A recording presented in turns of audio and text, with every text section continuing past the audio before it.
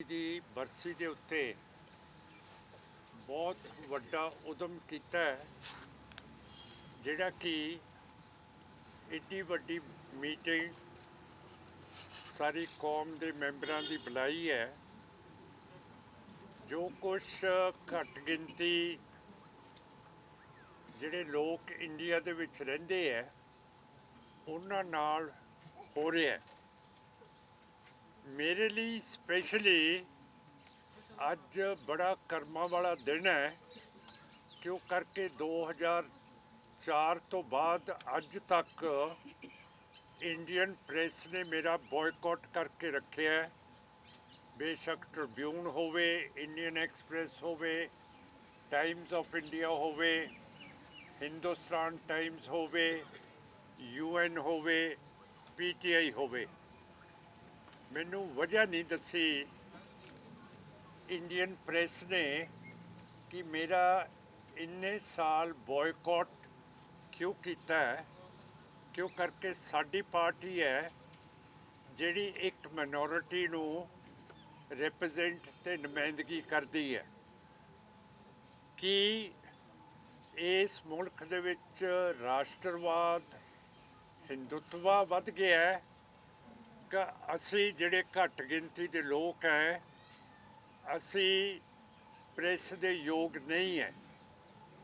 ਇਹ ਸਾਰਾ ਕੁਝ ਕਲੀਅਰ ਕਰਨਾ ਪਊਗਾ, ਕਿਉਂ ਕਰਕੇ ਜਿਹੜੀ ਇੰਡੀਅਨ ਪ੍ਰੈਸ ਹੈ ਜੇ ਇਹ ਫ੍ਰੀ ਤੇ ਆਜ਼ਾਦ ਨਾ ਰਹੀ ਤਾਂ ਫਿਰ ਇਹਦਾ ਫਾਇਦਾ ਕਿਸੇ ਨੂੰ ਹੋਣਾ ਨਹੀਂ।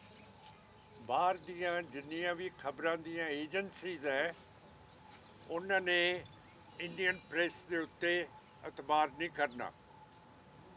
ਅੱਜ ਸਾਡੀ ਮੀਟਿੰਗ ਦੇ ਵਿੱਚ ਜਿਹੜੀ ਇੰਡੀਆ ਦੇ ਵਿੱਚ ਕਹਿੰਦੇ ਹੈ ਰਿਲੀਜੀਅਸ ਫਰੀडम ਹੈ ਤੇ ਹਿਊਮਨ ਰਾਈਟਸ ਹੈ, ਉਹਦੇ 'ਤੇ ਗੱਲਾਂ ਹੋਈਆਂ।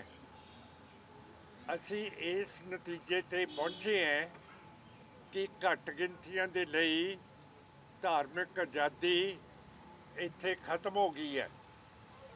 ਤੇ ਜੇ ਸਿੱਖਾਂ ਦੇ ਮਸਲੇ ਹੈਗੇ ਹੈ ਗੁਰੂ ਗ੍ਰੰਥ ਸਾਹਿਬ ਦੇ, ਉਹ ਵੀ ਜਿਹੜੀ ਤਫਤੀਸ਼ ਹੋ ਰਹੀ ਸੀ 2015 ਦੇ ਵਿੱਚ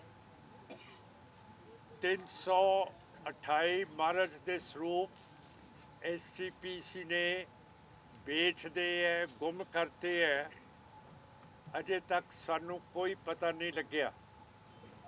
ਤੇ ਜਿਹੜੇ ਹਾਈ ਕੋਰਟ ਦੇ ਜੱਜ ਹੈ ਸ਼ੇਖਵਾਤ, ਸਾਗਵਾਨ, ਬਜਾਜ, ਜਿਹੜੀ ਤਫਤੀਸ਼ ਧਾਰਮਿਕ ਗ੍ਰੰਥਾਂ ਦੀ ਬੇਅਦਬੀ ਦੀ ਹੋ ਰਹੀ ਸੀ ਉਹਦੇ ਉੱਤੇ ਇਹ 3 ਹਾਈ ਕੋਰਟ ਜੱਜਾਂ ਨੇ ਰੋਕ ਲਾਈ ਹੋਈ ਹੈ।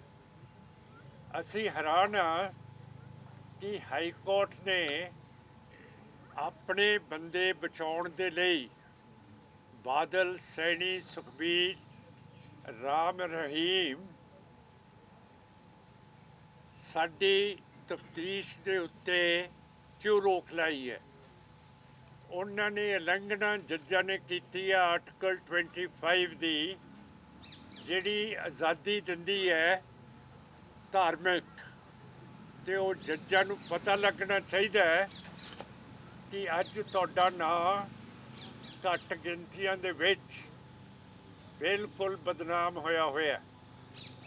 ਮੁਸਲਮਾਨਾਂ ਦੀ ਗੱਲ ਕਰੀਏ, ਹਿਜਾਬ ਦੀ ਉਹਨਾਂ ਦੇ ਉੱਤੇ ਪਾਬੰਦੀ ਲੱਗ ਗਈ ਹੈ।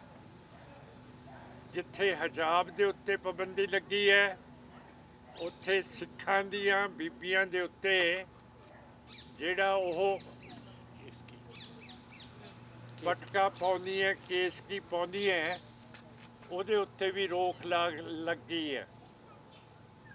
ਤੇ 8 ਮਹੀਨਿਆਂ ਦੇ ਲਈ ਜਿਹੜੀ ਸਭ ਤੋਂ ਵੱਡੀ ਮਸੀਤ ਹੈ ਸ੍ਰੀਨਗਰ ਦੀ ਹਜ਼ਰਤ ਬਲ, ਉੱਥੇ ਜੁਮੇ ਦੀ ਨਮਾਜ਼ ਨਹੀਂ ਪੜ੍ਹਨ ਦਿੱਤੀ।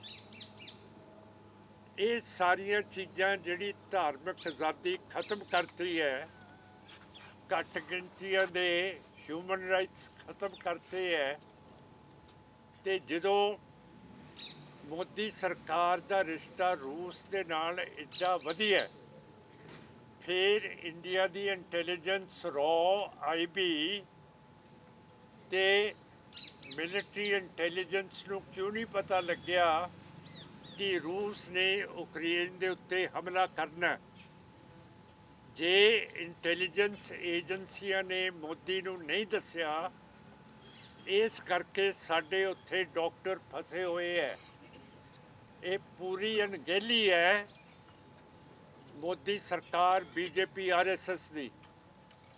ते 1920 जो चीन ने लद्दाख के उत्ते हमला किया है, उदों भी रॉ ने ते इंटैलीजेंस ब्यूरो ते मिलिट्री इंटैलीजेंस ने अपनी सरकार को अगाऊं खबर नहीं दी कि चीन लद्दाख के उत्ते हमला करने वाला है। पर क्यों करके हिंदुत्व का कदे इतिहास दे विच राज नहीं रहा, इस करके इन्हों हुकूमत करनी नहीं आती। जिहड़ा रॉ का मुखी है, IB का मुखी है, होम मिनिस्ट्री का सैकटरी है, जिन्हों ने इतलाह अगाऊं सरकार नूं नहीं दी, उन्हां तिन्नां 2-2 साल उन्हां दी नौकरी दे विच वाधा किया गया। ये हिंदुत्व किवें इस मुल्क नूं चलाऊगी जदों ये निज़ाम चला ही नहीं सकती। सो अज जिहड़ी साडी मीटिंग हुई है, सरदार कुशलपाल सिंह जी ने की है। असी बड़े ऋणी है कि हुण इलैक्शनां दे रिजल्ट निकलण वाले है, पर सानू ये नहीं पता कि जिहड़ियां EVM मशीनां हैगियां, ये साडे मसले दे विच असली गिनती देणगियां कि नहीं देणगियां। क्यों करके साडा सिखां दा नुमाइंदा इलैक्शन कमिशन दे विच है नहीं गा, ना सुप्रीम कोर्ट दे विच हैगा, ना जिन्ने सूबियां दे हाई कोर्ट ने उत्थे भी चीफ जस्टिस सिख है नहीं गा, कोई गवर्नर सिखां दा नहीं है। तो मेरा कहने का मतलब है कि जे हुण कहिए कि ये हिंदू राष्ट्र बन चुके है, तो फिर दलील दे नाल प्रेस नूं मनना चाहिए कि खालिस्तान की मंग करनी बिल्कुल जायज़ है। हिंदू राष्ट्र दे नीचे ना मुसलमान, ना सिख, ना ईसाई, ना रंगरेटा सिख, ना कोई ट्राइबल बंदा रह सकता हैगा। सो ये लेजिटमाइज करता है कि जे हिंदू राष्ट्र है तो फिर खालिस्तान भी है। ये ते किसी हिंदू नूं डरन नहीं लगन देना। क्यों करके जे असी सिख 75 साल हिंदुत्व के राज दे विच रहे हैं, तो फिर साडे हिंदू वीर भी बड़ी आसानी दे नाल खालिस्तान दे विच अपनी जिंदगी बराबर की बतीत कर सकते हैं। सो अज तो ये प्रोपोगेंडा खालिस्तान के विरुद्ध खत्म हो जाना चाहिए।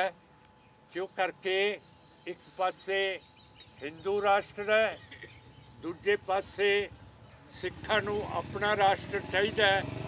तो यदा मतलब है कि ये जायज़ डिमांड अज आप ही हिंदू राष्ट्र ने करती है। तो ये सारी गल अज इत्थे हुई है। हुण तुसीं कुछ पुछ सकते हो। ਮਾਨ ਸਾਹਿਬ ਤੁਸੀਂ ਆਪਣੇ ਹਿੰਦੂ ਰਾਸ਼ਟਰ ਤੇ ਖਾਲਿਸਤਾਨ ਦੇ ਹਵਾਲੇ ਨਾਲ ਗੱਲ ਕੀਤੀ ਹੈ ਜੀ, ਤੇ ਰਿਲੀਜੀਅਸ ਫਰੀडम ਦੇ ਉੱਤੇ ਅੱਜ ਸਾਰੀ ਟਾਕ ਹੋਈ ਹੈ। ਤਾਂ ਤੁਸੀਂ ਕੀ ਦੇਖਦੇ ਹੋ, ਜਦੋਂ ਤੁਸੀਂ ਹਿੰਦੂਆਂ ਦਾ ਹਵਾਲਾ ਦਿੱਤਾ ਹੈ, ਜਦੋਂ ਤੁਸੀਂ ਖਾਲਿਸਤਾਨ ਦਾ ਪੋਲੀਟੀਕਲ ਇੱਕ ਆਪਣਾ ਏਜੰਡਾ ਲੈ ਕੇ ਜਾਂਦੇ ਹੋ, ਤਾਂ ਜਿਹੜੇ ਮੁਸਲਿਮ ਨੇ ਉਹ ਤੁਹਾਡੇ ਸਾਂਝੇ ਮੁਹਾਜ਼ ਦੇ ਵਿੱਚ ਕਿਵੇਂ ਸ਼ਾਮਲ ਨੇ? ਮਲੇਰਕੋਟਲੇ ਦੇ ਵਿੱਚ ਸਾਹਮਣੇ ਦੇਖ ਕੇ ਮਲੇਰਕੋਟਲੇ ਦੇ ਵਿੱਚ ਜਿਹੜੇ ਨਵਾਬ ਸ਼ੇਰ ਖਾਨ ਸਾਹਿਬ ਸੀਗੇ, ਉਹਨਾਂ ਨੇ ਸੂਬੇ ਦੇ ਸਰਹੰਦ ਦੇ ਸੂਬੇ ਨੂੰ ਕਿਹਾ ਸੀਗਾ ਕਿ ਨੌਜਵਾਨ ਮਾਸੂਮ ਬੱਚਿਆਂ ਨੂੰ ਇਸਲਾਮ ਇਜਾਜ਼ਤ ਨਹੀਂ ਦਿੰਦੀ ਕਿ ਬਾਬਾ ਫਤਿਹ ਸਿੰਘ ਤੇ ਜ਼ੋਰਾਵਰ ਸਿੰਘ ਨੂੰ ਨੀਹਾਂ ਦੇ ਵਿੱਚ ਚੁਣ ਦਿਓ। ਉਸ ਤੋਂ ਬਾਅਦ ਤੁਸੀਂ ਹਫੜਾ ਦਫੜੀ ਈਸਟ ਤੇ ਵੈਸਟ ਪੰਜਾਬ ਦੇ ਵਿੱਚ ਪਈ ਹੈ, ਪਰ ਕਿਸੇ ਵੀ ਮੁਸਲਮਾਨ ਦਾ ਵਾਲ ਜਿਹੜਾ ਮਲੇਰਕੋਟਲੇ ਦਾ ਰਾਜ ਸੀ ਉਹਦੇ ਵਿੱਚ ਵਿੰਗਾ ਨਹੀਂ ਹੋਣ ਦਿੱਤਾ। ਅਸੀਂ ਹਿੰਦੂਆਂ ਦੇ ਵੀ ਭਰਾ ਹੈ, ਮੁਸਲਮਾਨਾਂ ਦੇ ਵੀ ਭਰਾ ਹੈ, ਪਰ ਅਸੀਂ ਕਦੇ ਮੁਗਲ, ਅਫਗਾਨ, ਅੰਗਰੇਜ਼ ਤੇ ਹਿੰਦੂਤਵਾ ਦੇ ਰਾਜ ਦੇ ਥੱਲੇ ਨਾ ਅਸੀਂ ਰਹੇ ਹੈ, ਨਾ ਅਸੀਂ ਰਹਿਣਾ ਚਾਹੁੰਦੇ ਹਾਂ। ਮਾਨ ਸਾਹਿਬ, ਚੋਣ ਮਾਹੌਲ ਇਸ ਵਾਰੀ ਥੋੜਾ ਅਲੱਗ ਕਿਸਮ ਦਾ ਸੀ, 5-6 ਤਰ੍ਹਾਂ ਮੈਦਾਨ 'ਚ ਸੀ। ਇੱਕ ਇਹ ਚਰਚਾ ਹੁਣ ਤੱਕ ਕਿ ਬਦਲਾਅ ਦੇ ਨਾਂ 'ਤੇ ਲੋਕਾਂ ਨੇ ਵੋਟਾਂ ਪਾਈਆਂ ਨੇ। ਤੁਹਾਨੂੰ ਕੀ ਨਜ਼ਰ ਆਉਂਦਾ ਕਿ ਕਿਹਦੀ ਸਰਕਾਰ ਬਣ ਸਕਦੀ? ਇਹ ਜਿਹੜੇ ਤੁਸੀਂ ਜਰਨਲਿਸਟ ਹੋ ਨਾ, ਇਹ ਜੜ ਤੱਕ ਤਾਂ ਤੁਹਾਡਾ ਕੰਮ ਹੈਗਾ, ਸਾਡਾ ਕੰਮ ਹੈ ਲੜਨਾ। ਅਸੀਂ ਲੜ ਲਏ ਹੈ। ਹੁਣ ਤੁਸੀਂ ਦੱਸੋ ਕਿਹੜੀ ਪਾਰਟੀ ਦਾ ਸਰਕਾਰ ਆਊਗੀ, ਤੇ ਜੇ ਬੀਜੇਪੀ ਤੇ ਉਹਨਾਂ ਦੇ ਨਾਲ ਦਿਆਂ ਦੀ ਸਰਕਾਰ ਨਾ ਆਈ ਤਾਂ ਫਿਰ ਸੈਂਟਰ ਸ਼ਾਇਦ ਇੱਥੇ ਪ੍ਰੈਜ਼ੀਡੈਂਟਸ ਰੂਲ ਕਰਦੇ, ਕਿਉਂ ਕਰਕੇ ਸਿੱਖਾਂ ਦੇ ਉੱਤੇ ਬੀਜੇਪੀ RSS ਦਾ ਅਤਬਾਰ ਹੈ ਨਹੀਂਗਾ। ਤੁਹਾਡੀ ਗੱਲ ਠੀਕ ਹੈ, ਜਰਨਲਿਸਟਾਂ ਦਾ ਕੰਮ ਆ, ਪਰ ਜਿਹੜਾ ਲੜਦਾ ਉਹ ਵੀ ਸੋਚਦਾ ਹੁੰਦਾ ਕਿ ਅਸੀਂ ਕਿੱਥੇ ਨਿਕਲੇ। ਅਸੀਂ ਤਾਂ ਲੜਦੇ ਹਾਂ ਜੀ ਬਸ, ਬਾਕੀ ਰਿਜ਼ਲਟ ਤੁਸੀਂ ਕੱਢੋ ਹੁਣ ਕੱਟਾ ਕੱਟੀ। ਮੁੱਖ ਮੁੱਦਾ ਕੀ ਰਹੇਗਾ ਹਾਂ ਹੈ ਵਿਧਾਨ ਸਭਾ ਦੇ ਵਿੱਚ ਮੁੱਖ ਮੁੱਦਾ ਕੀ ਹੋਵੇਗਾ? ਮੇਰਾ ਜਿਹੜੇ ਜਿੱਤ ਕੇ ਤੁਸੀਂ ਉੱਥੇ ਗਏ ਅਸੈਂਬਲੀ ਮੈਂ ਦੱਸ ਰਿਹਾ, ਪੰਤਾਣੀ ਇੰਦਰਾ ਗਾਂਧੀ ਜੀ ਨੇ 60 ਸਾਲ ਪਹਿਲਾਂ ਅਨਾਉਂਸ ਕੀਤਾ ਸੀ ਕਿ ਅਸੀਂ ਰੋਟੀ ਕੱਪੜਾ ਮਕਾਨ ਦੇਵਾਂਗੇ। ਹੁਣ ਤੁਸੀਂ ਦੱਸੋ ਗਰੀਬਾਂ ਦੇ ਕੋਲੇ ਰੋਟੀ ਕੱਪੜਾ ਮਕਾਨ ਅਜੇ ਤੱਕ ਹੈਗਾ? ਜਿਹੜਾ ਕੁਛ ਮੈਂ ਦੇਖਿਆ ਹੈ, ਗਰੀਬ ਆਦਮੀ ਦੇ ਕੋਲੇ ਇੱਕ ਘਰ ਦੇ ਵਿੱਚ ਇੱਕ ਵੱਡਾ ਕਮਰਾ ਹੈ, ਉਹਦੇ ਵਿੱਚ ਮੀਆਂ ਬੀਬੀ ਆਪ ਸੌਂਦੇ ਹੈ, ਉਹਨਾਂ ਦਾ ਮੁੰਡਾ ਤੇ ਨੂੰਹ ਉਸੇ ਕਮਰੇ 'ਚ ਸੌਂਦੀ ਹੈ। ਜੇ ਉਹਨਾਂ ਦੀ ਧੀ ਤੇ ਜਵਾਈ ਆ ਜੇ ਉਹ ਵੀ ਉਸੇ ਕਮਰੇ 'ਚ ਸੌਂਦੇ ਹੈ। ਸਿਆਲਾਂ ਦੇ ਵਿੱਚ ਜੇ ਠੰਡ ਪੈ ਜੇ ਤਾਂ ਮੱਝ ਵੀ ਉਸੇ ਕਮਰੇ 'ਚ ਆਉਂਦੀ ਹੈ।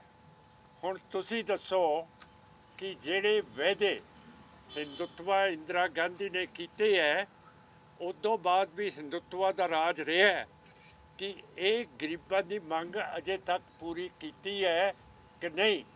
ਇਹ ਸਭ ਤੋਂ ਵੱਡਾ ਵਿਸ਼ਾ, ਜੇ ਮੈਂ ਅਸੈਂਬਲੀ 'ਚ ਗਿਆ, ਇਹ ਉੱਥੇ ਅਸੀਂ ਚੱਕਾਂਗੇ ਕਿ ਕਿਹੜੇ ਕਿਹੜੇ ਵਾਅਦੇ ਕਰਦੇ ਰਹੇ ਹੋ। ਤੇ ਅਜੇ ਤੱਕ ਇੰਦਰਾ ਗਾਂਧੀ ਜੀ, ਜਿਹਨੂੰ ਅਡਵਾਨੀ ਜੀ ਨੇ ਕਿਹਾ ਸੀਗਾ ਕਿ ਬਲੂ ਸਟਾਰ 6 ਮਹੀਨੇ ਪਹਿਲਾਂ ਕਰ ਦੇਣਾ ਚਾਹੀਦਾ ਸੀ, ਤੇ ਵਾਜਪਾਈ ਸਾਹਿਬ ਨੇ ਕਿਹਾ ਸੀ ਇੰਦਰਾ ਗਾਂਧੀ ਹੁਣ ਸਾਡੀ ਦੁਰਗਾ ਮਾਤਾ ਹੈਗੀ ਹੈ। ਫਿਰ ਦੁਰਗਾ ਮਾਤਾ ਦੀ ਗੱਲ ਅਜੇ ਤੱਕ ਆਪਾਂ ਨੇ ਕਿਉਂ ਨਹੀਂ ਅਪਣਾਈ? ਕਿਉਂ ਰੋਟੀ ਕੱਪੜਾ ਮਕਾਨ ਸਾਡੇ ਗਰੀਬਾਂ ਦੇ ਕੋਲੇ ਕਿਉਂ ਨਹੀਂ ਹੈ? ਮਾਨ ਸਾਹਿਬ, ਹੁਣੇ ਤੁਸੀਂ ਸਿੱਖ ਰਾਜ ਦੀ ਗੱਲ ਕੀਤੀ ਆ, ਭਾਵੇਂ ਉਹ ਖਾਲਿਸਤਾਨ ਦੇ ਨਾਂ ਦੇ ਹੇਠ ਹੋਵੇ। ਉਹਦੇ ਵਿੱਚ ਤੁਸੀਂ ਕਿਹਾ ਵੀ ਮੁਸਲਮਾਨ ਵੀ, ਹਿੰਦੂ ਵੀ, ਸਾਰੇ ਫਿਰਕੇ ਵੀ ਬਹੁਤ ਵਧੀਆ ਤਰੀਕੇ ਨਾਲ ਰਹਿਣਗੇ। ਇੱਕ ਐਗਜ਼ਾਮਪਲ ਵੀ ਹੈਗਾ, ਖਾਲਸੇ ਦੇ ਕੋਲ ਖਾਲਸਾ ਰਾਜ ਸੀਗਾ, ਮਹਾਰਾਜਾ ਰਣਜੀਤ ਸਿੰਘ ਨੇ ਕੀਤਾ ਸੀਗਾ। ਪਰ ਕਿਉਂ ਅੱਜ ਅਸੀਂ ਵੇਖ ਰਹੇ ਹਾਂ ਕਿ ਉਹ ਲੋਕਾਂ ਦੇ ਵਿੱਚ ਉਸ ਵਿਸ਼ਵਾਸ ਨਹੀਂ ਦਵਾ ਪਾਏ ਹੈਗੇ ਆ ਵੀ ਖਾਲਸਾ ਰਾਜ ਜੇ ਆਊਗਾ ਤਾਂ ਸਾਰੇ ਫਿਰਕੇ ਜਿਹੜੇ ਹੈਗੇ ਆ ਉਹ ਪ੍ਰਫੁੱਲਤ ਹੋਣਗੇ, ਜਦਕਿ ਸਾਡੇ ਕੋਲ ਤਾਂ ਐਗਜ਼ਾਮਪਲ ਵੀ ਹੈਗਾ ਖਾਲਸਾ ਰਾਜ ਦਾ। ਸਰ ਸਾਹਿਬ, ਜਿਹੜੇ ਰਾਜ ਕਰਨ ਵਾਲੇ ਹੁੰਦੇ ਹੈ, ਉਹ ਆਪਣਾ ਰਾਜ ਕਦੇ ਤੋੜਨ ਦੇ ਹੱਕ 'ਚ ਨਹੀਂ ਹੁੰਦੇ। ਇਹ ਹਿਸਟਰੀ ਹੈ ਕਿ ਜਿਹੜਾ ਰਾਜ ਹੁੰਦਾ ਹੈ ਉਸ ਨੂੰ ਦਬਾਉਂਦੇ ਹੈ, ਮਾਰਦੇ ਹੈ, ਕਰਦੇ ਹੈ, ਟੁੱਟਣ ਨਹੀਂ ਦਿੰਦੇ। ਤੇ ਫਿਰ ਸਾਡੇ ਹਿੰਦੂ ਭਰਾ ਕਿਵੇਂ ਸਾਡੇ ਨਾਲ ਸਹਿਮਤ ਹੋ ਜਾਣਗੇ? ਤੁਸੀਂ ਆਪ ਦੱਸੋ, ਤੁਸੀਂ ਆਪ ਦੱਸੋ ਕਿਵੇਂ ਸਹਿਮਤ ਹੋਣਗੇ? ਤੁਹਾਨੂੰ ਇਹ ਲੱਗਦਾ ਕਿ ਕਿਤੇ ਨਾ ਕਿਤੇ ਜਿਹੜੇ ਕਿ ਵਿਸ਼ਵਾਸ ਸੀਗਾ ਮਹਾਰਾਜਾ ਰਣਜੀਤ ਸਿੰਘ ਦੀ ਇੱਕ ਇਮੇਜ ਸੀਗੀ, ਤੁਹਾਨੂੰ ਲੱਗਦਾ ਕਿਤੇ ਨਾ ਕਿਤੇ ਉਹਦੇ ਵਿੱਚ ਵੀ ਘਾਟ ਹੈਗੀ ਕਿ ਇੱਕ ਆਗੂ ਜਿਹਨੂੰ ਵੇਖਦੇ ਕਿ ਅੱਗੇ ਸਾਹਮਣੇ ਨਜ਼ਰ ਨਹੀਂ ਆਉਂਦਾ?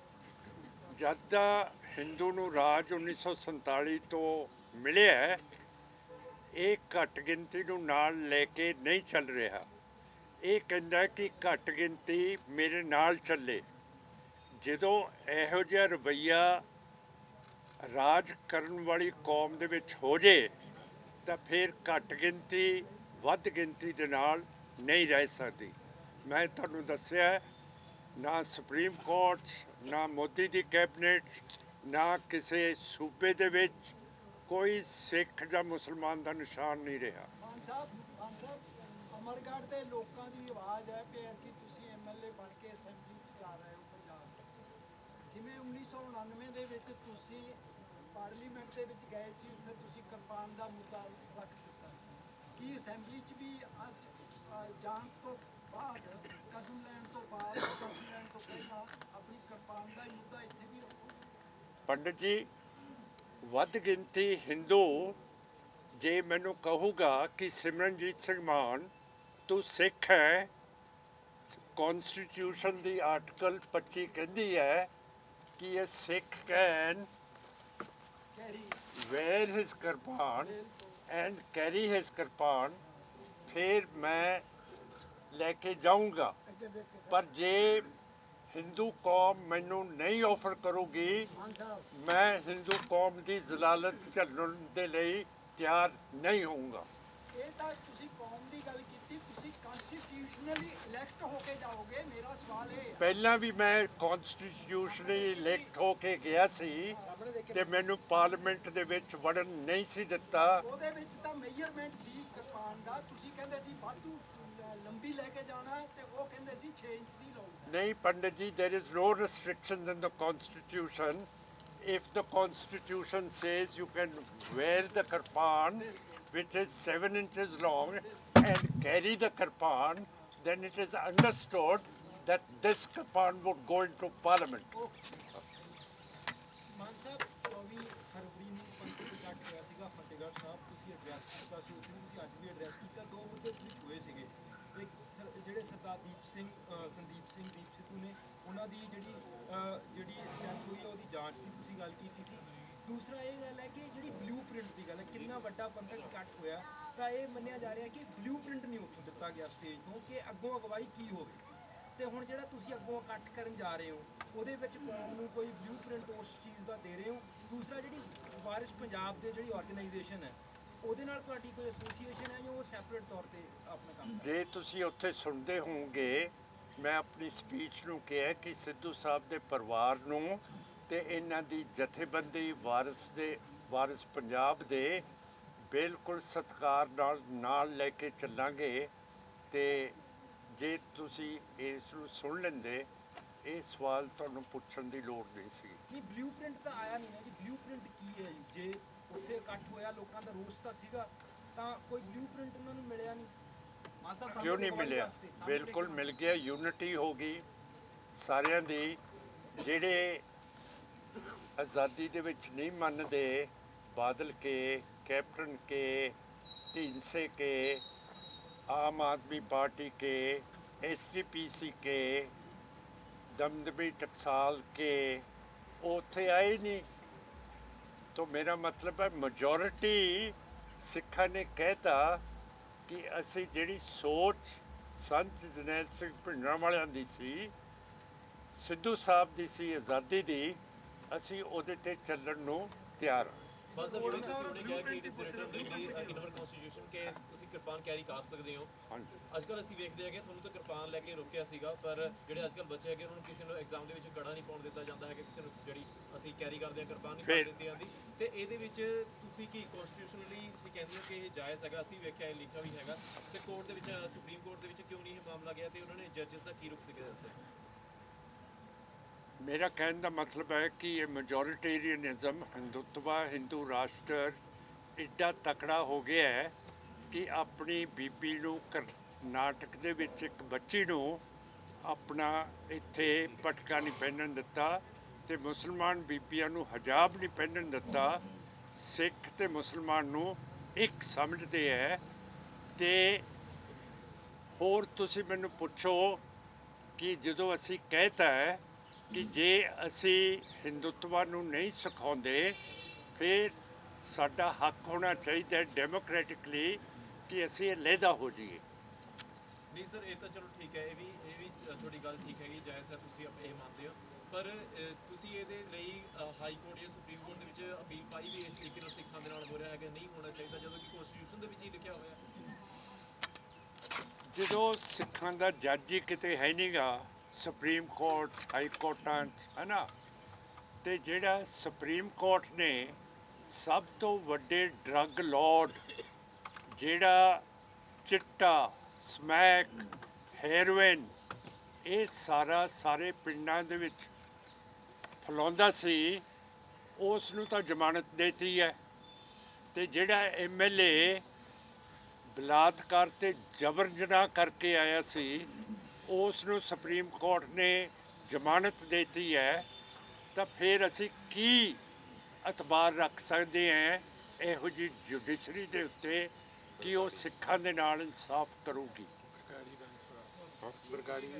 ਬਰਗਾੜੀ ਵੀ ਬਰਗਾੜੀ ਦਾ ਜੱਜਾਂ ਨੇ ਬਰਗਾੜੀ ਵੀ ਜਿਹੜੀ ਤਫਤੀਸ਼ ਸੀ ਉਹ ਵੀ ਰੋਕਤੀ ਹੈ। ਬਜਾਜ ਸਾਹਿਬ ਨੇ, ਸ਼ੇਖਵਤ ਸਾਹਿਬ ਨੇ, ਸਾਗਵਾਨ ਸਾਹਿਬ ਨੇ। ਹੁਣ ਜਿੰਨਾ ਚਿਰ, ਮੇਰਾ ਮਤਲਬ ਇਹ ਤਾਂ ਅਣਸਮਝ ਵਾਲਾ ਬੰਦਾ ਐਵੇਂ ਪੱਥਰਾਂ ਨਾਲ ਮੱਥਾ ਮਾਰੂ ਜੇ ਇਹਨਾਂ ਹਾਈ ਕੋਰਟਾਂ ਤੇ ਸੁਪਰੀਮ ਕੋਰਟਾਂ ਕੋਲੇ ਜਾਊਗਾ। ਮਾਨ ਸਾਹਿਬ, ਸੋਸ਼ਲ ਮੀਡੀਆ ਦੇ ਉੱਤੇ ਹੁਣ ਲਗਾਤਾਰ ਕਿਹਾ ਜਾ ਰਿਹਾ ਹੈ ਕਿ ਯੂਕਰੇਨ ਨੇ ਆਪਣੇ ਵੀਜ਼ਾ ਜਿਹੜੀਆਂ ਸ਼ਰਤਾਂ ਨਰਮ ਕਰ ਦਿੱਤੀਆਂ ਨੇ। ਕੀ ਜਾ ਰਹੇ ਹੋ ਯੂਕਰੇਨ ਮਾਨ ਸਿੰਘ ਮਾਨ ਨੂੰ ਨਾਲ ਲੈ ਕੇ?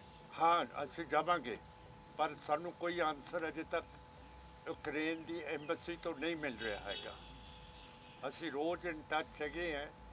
ਉਹਨਾਂ ਦੀ ਸਰਕਾਰ ਹੈ ਨਹੀਂ ਗੀ ਯੂਕਰੇਨ ਦੇ ਵਿੱਚ, ਤੇ ਉਹਨਾਂ ਦੀ ਐਮਬੈਸੀ ਨਹੀਂ ਫੰਕਸ਼ਨ ਕਰ ਰਹੀ। ਤੇ ਜਿਹੜੀ ਤੁਸੀਂ ਨਿਊਜ਼ ਦੱਸੀ ਉਹ ਮੈਨੂੰ ਪਲੀਜ਼ ਦਿਖਾ ਦਿਓ, ਜਿਹਦੇ ਤੇ ਅਸੀਂ ਅੱਗੇ ਫੋਲੋ ਕਰ ਸਕੀਏ। ਲਗਾਤਾਰ ਕਹਿ ਰਿਹਾ ਕਿ ਹੋ ਗਿਆ ਵੀਜ਼ਾ ਸ਼ਰਤਾਂ ਤੁਸੀਂ ਨਰਮ ਕਹਿੰਦੇ ਹੋ, ਮੈਨੂੰ ਦਿਖਾ ਦਿਓ ਨਾ। ਠੀਕ ਹੈ ਜੀ ਬਾਈ, ਤੁਸੀਂ ਕੀ ਕਹਿੰਦੇ? ਮੈਂ ਸਿਰਫ ਜਾਣਕਾਰੀ ਚ ਵਾਧਾ ਲੈਣਾ ਚਾਹਾਂਗੀ, ਜਿੰਨੇ ਮਾਈਕ ਚੁੱਕਨੇ ਚੁੱਕ ਸਕਦੇ। ਮੈਂ ਜਸਟ ਇੱਕ ਪਰਸਨਲ ਟਾਕ ਕਰ